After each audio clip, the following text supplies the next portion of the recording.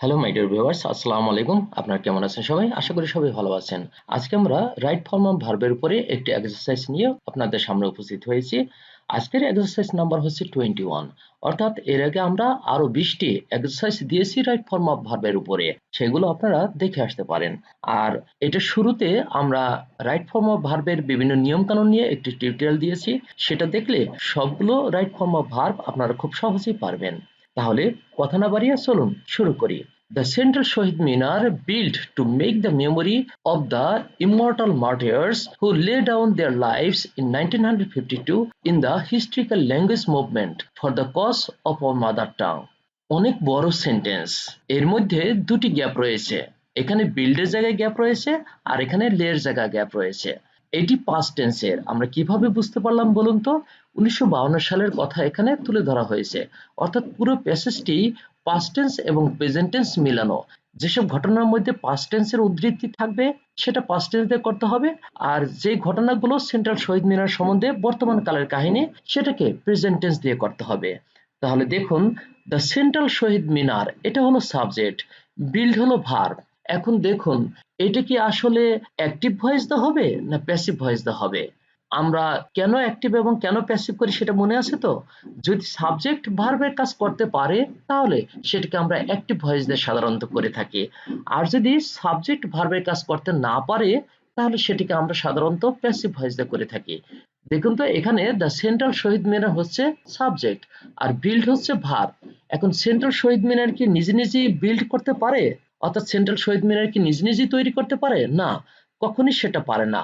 Central শহীদ মিনারকে তৈরি করা হয় বা হয়েছিল কার দ্বারা? কোন ইঞ্জিনিয়ার দ্বারা, কোন কর্মীর দ্বারা ইত্যাদি। তার মানে সেটাকে প্যাসিভ ভয়েস করতে হবে। সুতরাং উত্তরটি হবে ওয়াজ বিল্ট। আমরা সেটাই লিখেছি। আর প্যাসিভ ভয়েসের ক্ষেত্রে অবশ্যই মনে রাখতে হবে দুটি শর্ত পূরণ করতে হয়। একটা হলো বি ভার্ব ইউজ করা, আর একটা হলো মূল ভার্বের পাস্ট পার্টিসিপল ইউজ করা। দেখুন, এখানে বি ভার্ব হিসেবে ওয়াজ ব্যবহার করেছি, আর মূল ভার্বের পাস্ট পার্টিসিপল এখানে বিল্ড ছিল, সেটার পাস্ট পার্টিসিপল হিসেবে বিল্ট ব্যবহার করেছি। সুতরাং এটা প্যাসিভ ভয়েস হয়ে গিয়েছে।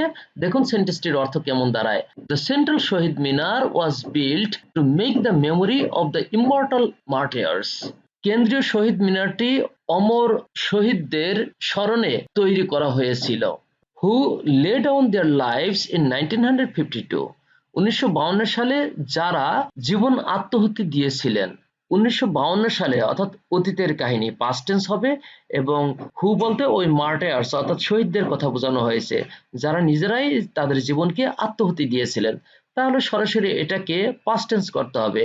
লের পাস্ট টেন্স তাহলে লেইড হবে। Who laid down their lives in 1952। যারা 1952 সালে তাদের জীবনকে আত্মহতি দিয়েছিলেন। In the historical language movement. ঐতিহাসিক ভাষা আন্দোলনে তারা তাদের জীবন দিয়েছিলেন। For the cause of our mother tongue. আমাদের মাতৃভাষার কারণে। তাহলে দেখুন পুরো সেন্টেন্সটির অর্থ দাঁড়ায় ঠিক এইরকম। আমাদের মাতৃভাষার কারণে 1952 সালে যেসব শহীদেরা আত্মহুতি দিয়েছিলেন তাদের স্মরণে এই কেন্দ্রীয় শহীদ মিনারটি তৈরি করা হয়েছিল। The significance of the Shahid Minar in our national life be very great. এখানে দেখুন অনেক বড় subject.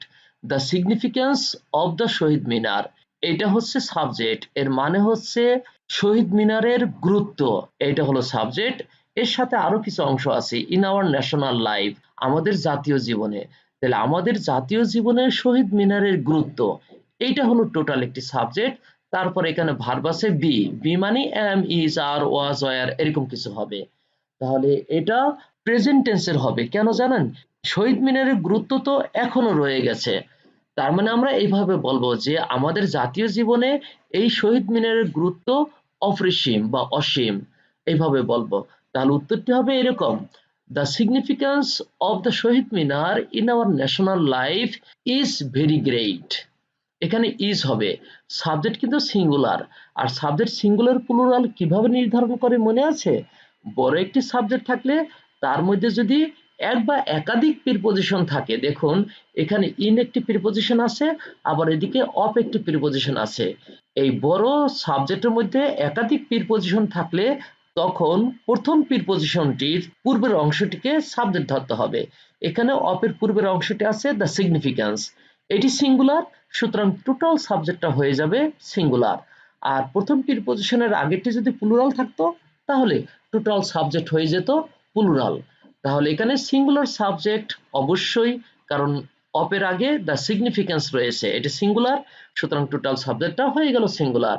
The significance of the Shaheed Minar in our national life, আমাদের জাতীয় জীবনে শহীদ মিনারের গুরুত্ব, এটা হলো সাবজেক্ট। এখন ভার্ব দেব ইজ, এরপরে ভেরি গ্রেট। তাহলে আমাদের জাতীয় জীবনে শহীদ মিনারের গুরুত্ব খুবই বেশি। It symbolize all the expressions of Bengali identity and nationalism. এখন ইট হলো সাবজেক্ট, ইট বলতে শহীদ মিনারকে বোঝাচ্ছে, আর সিম্বলাইজ হলো ভার্ব। সিম্বলাইজ হচ্ছে প্রতীক হওয়া বা প্রতীকী রূপ দেয়া। তাহলে এটা আমাদের প্রতীকী রূপ দেয় বা প্রতীক হয়ে কাজ করে। কিসের প্রতীক? বাঙালি পরিচিতি এবং তাদের জাতীয়তাবাদের উচ্চাকাঙ্ক্ষার প্রতীক হিসেবে।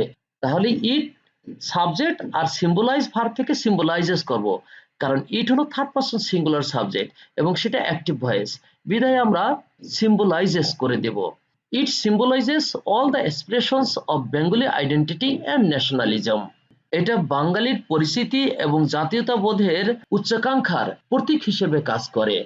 It has designed to focus the language movement as the central mausoleum. Mausoleum হচ্ছে মাজার, আর এখানে দেখুন it has designed, ডিজাইন হলো ভার্ব, has হলো অক্সিলারি ভার্ব, it হলো সাবজেক্ট। ইট বলতে শহীদ মিনারকে বোঝাচ্ছে।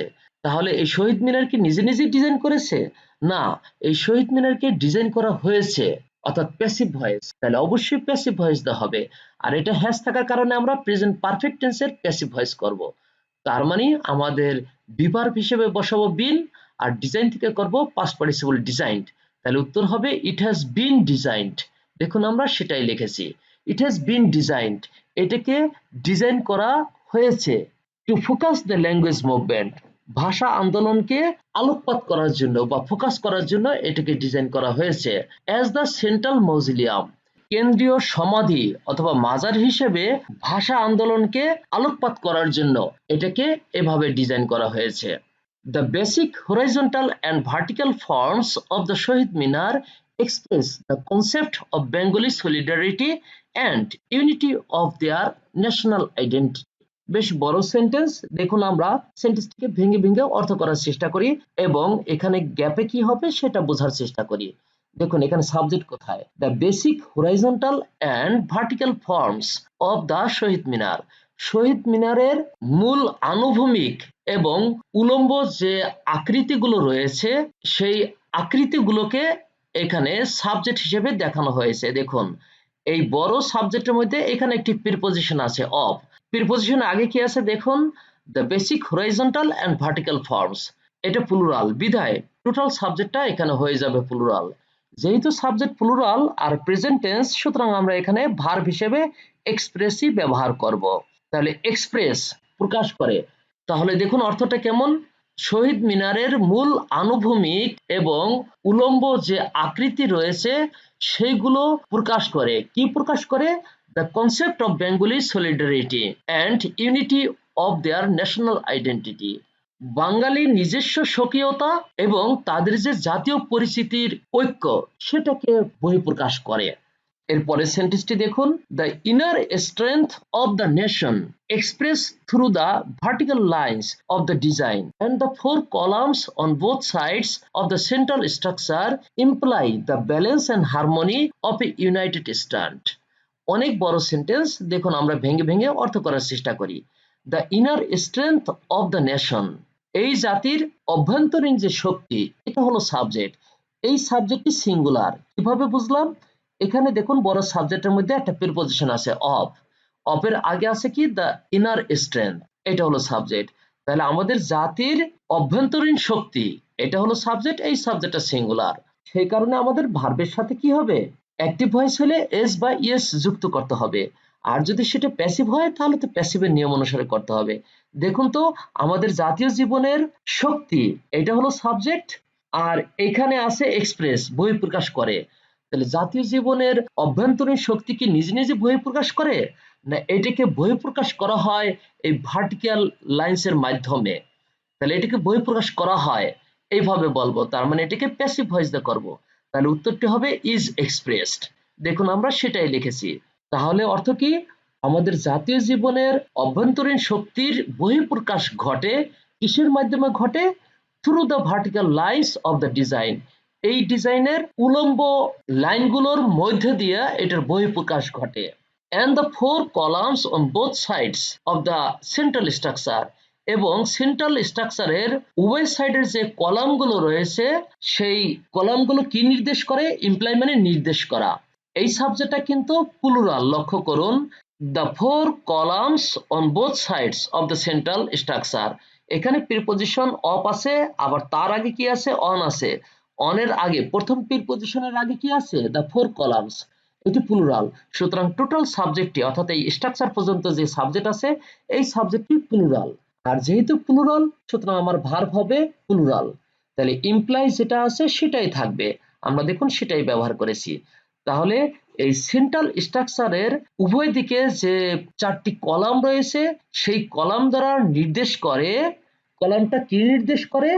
The balance and harmony of a united stand, ঐক্যবদ্ধভাবে এবং ভারসাম্য ও ছন্দপূর্ণভাবে দাঁড়িয়ে থাকাকে এটা নির্দেশ করে থাকে। তাহলে দেখুন পুরো সেন্টেন্সটির অর্থ দাঁড়াচ্ছে ঠিক এইরকম, জাতীয় জীবনের অভ্যন্তরীণ শক্তির বহিঃপ্রকাশ ঘটে এই ডিজাইনের ভার্টিক্যাল লাইনের মধ্য দিয়ে, এবং কেন্দ্রীয় স্ট্রাকচারের উভয় দিকে যে চারটি কলাম রয়েছে সেগুলো দ্বারা ঐক্যবদ্ধভাবে এবং ভারসাম্যপূর্ণভাবে একতার মধ্যে দিয়ে দাঁড়িয়ে থাকাকে নির্দেশ করে থাকে। Thus the Shahid Minar not signify a mere concept, but it stands for our national hope and inspiration. দেখুন signify মানে হচ্ছে বুঝায় বা নির্দেশ করে। তাহলে দেখুন সেন্টেন্সটির অর্থ কেমন দাঁড়ায়, আমরা একটু ভেঙে করার চেষ্টা করি। Thus the Shahid Minar does not signify a mere concept.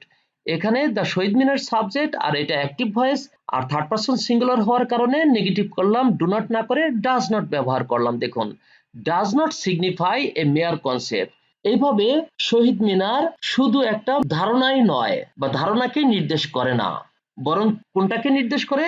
But it stands for our national hope and inspiration, বরং এটা আমাদের জাতীয় প্রত্যাশা এবং উচ্চাকাঙ্ক্ষাকে বুঝিয়ে থাকে। এখানে দেখুন ইট হলো সাবজেক্ট যেটা থার্ড পারসন সিঙ্গুলার, এই কারণে আমরা ভার্বের সাথে এস বা ইয়েস যুক্ত করেছি। তাহলে সেন্টেন্সটির অর্থ কেমন দাঁড়ায় দেখুন, এভাবে শহীদ মিনার শুধু একটি ধারণাই নয় বরং এটা আমাদের জাতীয় জীবনের প্রত্যাশা এবং উচ্চাকাঙ্ক্ষাকে বুঝিয়ে থাকে। আজকে এ পর্যন্তই, আমরা পরবর্তীতে এরকম আরো অনেক টিউটোরিয়াল নিয়ে হাজির হব, সেগুলো দেখার অনুরোধ রইল। সে পর্যন্ত সবাই সুস্থ থাকবেন, ভালো থাকবেন, আল্লাহ হাফেজ।